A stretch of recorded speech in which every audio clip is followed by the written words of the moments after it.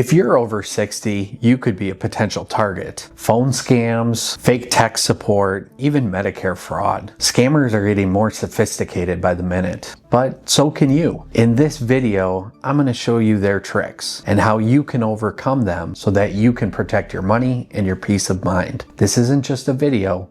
This is a video that could potentially save someone you love. Why you? Because scammers think you're polite and trusting and sitting on savings. They know that many seniors live alone, and they also know that fear works. But now you know what they know, and that is your first weapon. Hey grandma, it's me. I'm in trouble and I need money fast.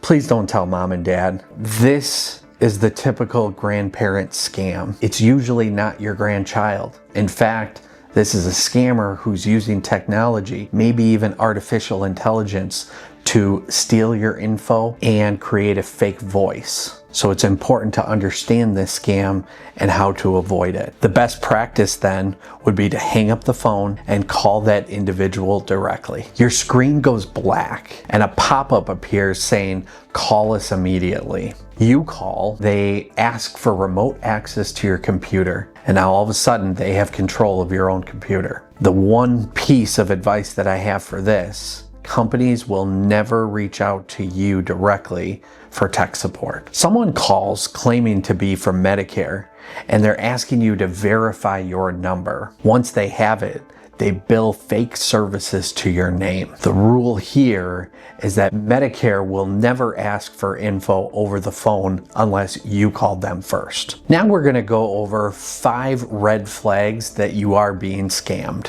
The first red flag usually revolves around urgency, and it's surrounding, phrases like act now or else. They're trying to have you make a split-second decision.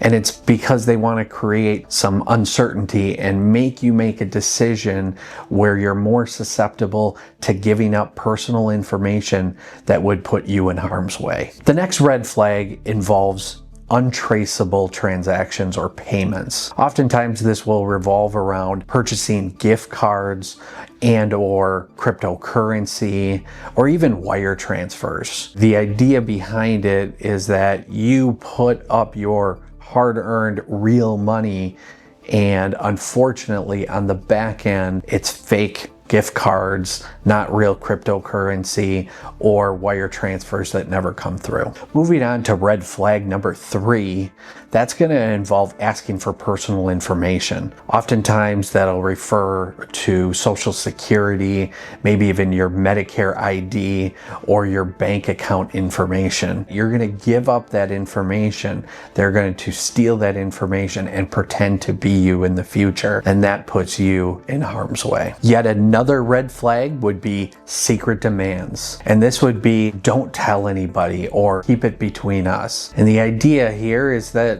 they don't want to get anybody else involved who might be knowing what this scam's about or put a spotlight on what's happening.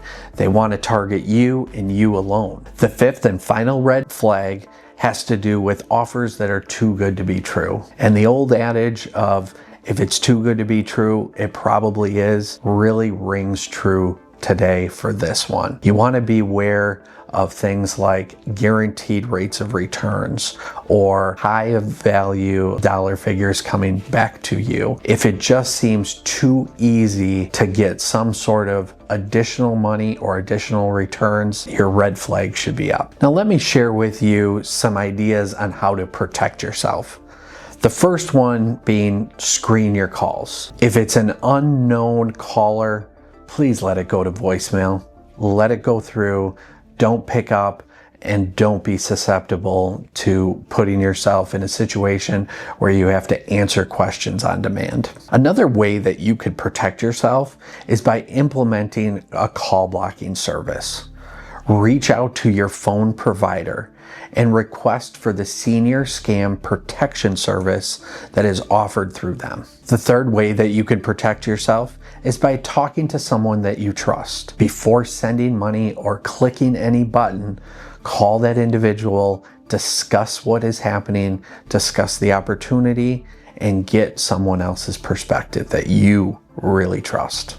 Another line of defense that people often use to protect themselves and their money is to freeze their credit. This is done by reaching out to one of the 3 credit bureaus and requesting a credit freeze. The downside is that you might have to reach out to them again to unfreeze it if you're looking for lines of credit in the future in a legitimate way. However, if you feel vulnerable or you feel like you might be susceptible, please, this is the step to take. One of the final ways that you can protect yourself is to report your scams. You can do this through the ftc.gov website or call your local authorities. No one wants to feel embarrassed because they've gotten scammed. But the truth of the matter is, everyone does get scammed at one time or another. Whether you're a doctor, a lawyer, a technician, a teacher. The problem is that senior citizens are often highly targeted because oftentimes they're also the ones that have the most money saved up. So if you found this video helpful, share it with someone you love. Maybe it's a mom, a grandparent, a neighbor even. Drop a comment as well. We would love to hear from you. Have you or someone you know been targeted with scams? Share your experience so we can all share the knowledge of how to overcome that.